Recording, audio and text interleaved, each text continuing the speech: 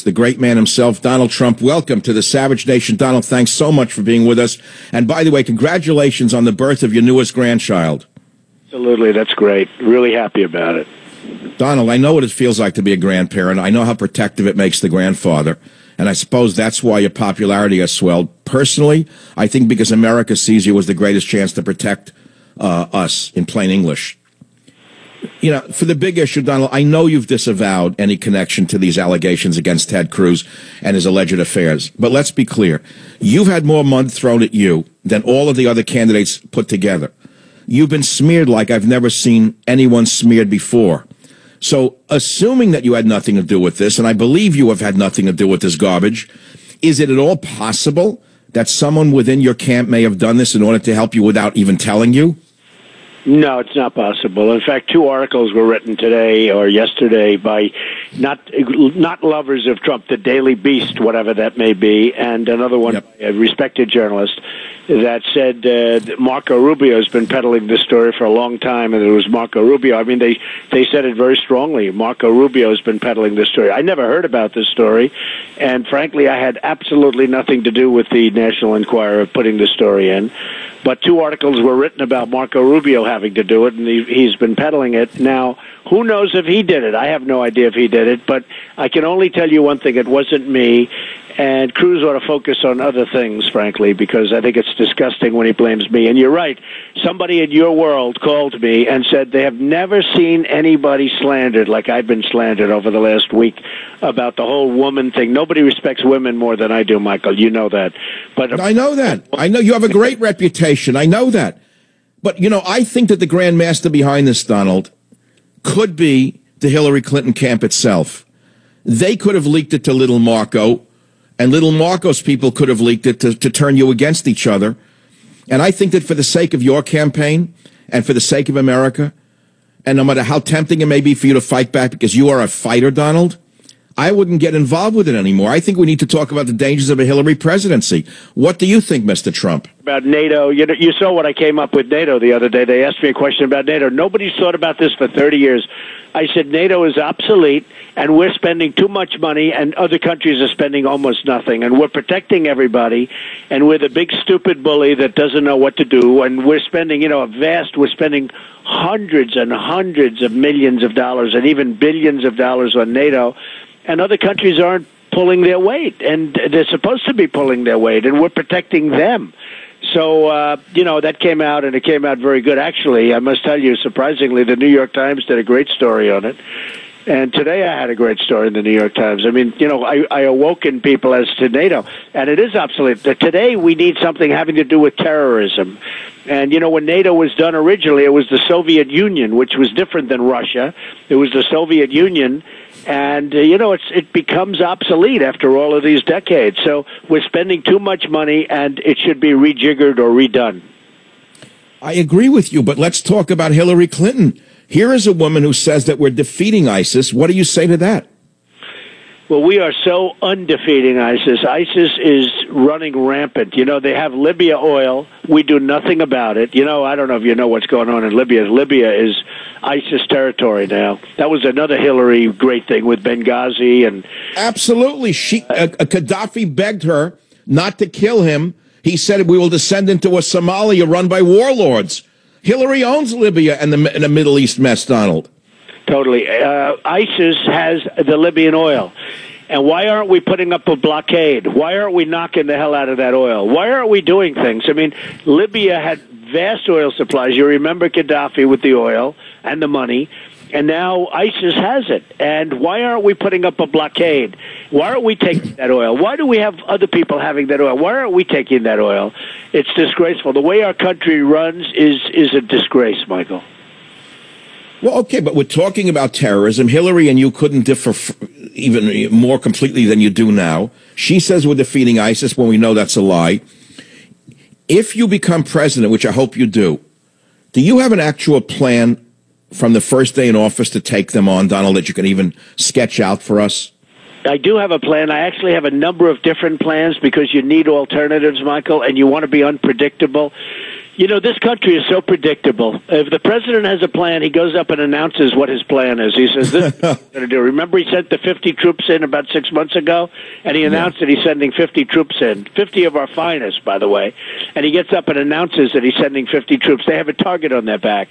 Or when he announced that he's taking everybody out of Iraq, and he gave a date. And I mean, the whole thing is just crazy. We shouldn't have been in Iraq, and then we shouldn't have gotten out the way we got out.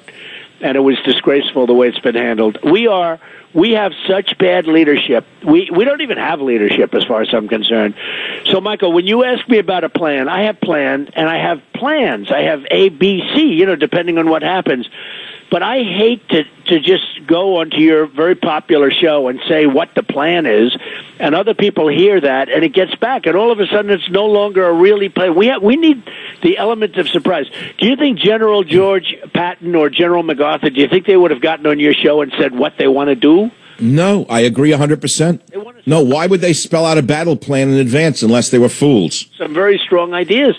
But I hate to sit on your show and say, here's what we'll do, Michael. We'll do this and we'll do that and we'll do that. Now, let's assume, I am the front runner by a lot in the Republican side. And I say, here's what we'll do. And then I get in and I'll say, I gave Michael Savage my entire plan. I hope they weren't listening to that show. Well, they were. You understand. Of course. Okay, no, that's rational. And, of course, I know something about leadership, Donald. It's who you hire to enact your big vision. You don't need to spell out every detail of every program in the world to show how smart you are. You need to hire the best people who can enact your plans, whether it be the economy, healthcare, terrorism, social programs. You need smart people, as you've said. So I trust that. But, Donald, on the issue of national security, you have a former CIA director who sounds like a Motley's fool saying that you're all wrong on surveilling mosques and that it'll only alienate Muslims. The NYPD was doing this and keeping New Yorkers safe. Why would the NYPD police commissioner Bratton come out so strongly against that idea today? Do you have any idea? You may even know Mr. Bill Bratton. Can you imagine they chop off people's heads and they have no rules, but we have laws and rules. And the same gentleman that you're talking about said Trump is wrong on torture. He's wrong on waterboarding. We shouldn't waterboard. We shouldn't torture. And they're chopping off Christians' heads and anybody else's heads. And it's a disgrace. And this is the same man that we're talking about, the same man. And, you're right. In New York City, we had a great surveillance program, which is now totally scrapped. It's totally gone because of a mayor that we have who's a gross incompetent. And it's really sad when you look at what's going on. When you look at what went on in New York, when you look at, we had a great surveillance program. They say the best in the world. And it's totally gone. And you just look at what's going on in Belgium. In Brussels, I said a number of months ago, I said that Brussels is a hellhole. You better watch out. It's bad. It's, a lot of problems. The New York Times did a big story really criticizing me for saying such bad things about Brussels. Now everybody's saying Trump got it right, Michael. You see that. It's all over the place. That Trump was the only one that knew what was going on. I agree. But look, Donald, this Geneva Convention business that the liberals like to cite, that we're violating the Geneva Convention by even waterboarding, it's such a ludicrous statement, Donald. They don't follow the Geneva Convention rules. The Geneva Convention only applies to those who sign on to it. The last I checked, ISIS didn't sign on to the Geneva Convention, Donald. Hey, Michael, they're allowed to chop off heads. They're allowed to drown 50 people in a heavy steel cage, drop them right into the ocean or to the water, and drown them and pull it up with 50 bodies in it. And we're going by the Geneva Convention. So let's go by the Geneva Convention, but we have to make the rules a lot tougher because we're fighting on a different playing field. So we can't waterboard, which is considered a minimal form. Okay, some people don't consider it torture, actually, but it's considered certainly minimal. They're allowed to chop off heads and drown people. A little bit different when you say, do you think they sit back home when they're all eating, because they eat like everybody else, and when they just chopped off 50 heads of people, do you think that they sit around and saying, can you believe these people?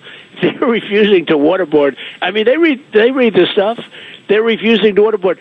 They have absolutely no fear of our country. Our country is weak and ineffective, and it's a shame, Michael. It's a shame. Donald, they're laughing at us. They're laughing at us, and one of the things I'd like to get across in this let's say, your appearance on this show, and I thank you again for coming on the show. You know that Ted Cruz, my producers, contacted his people today. They won't even answer my people. And I said on this show, if he doesn't have the guts to face Michael Savage, how is he going to face ISIS?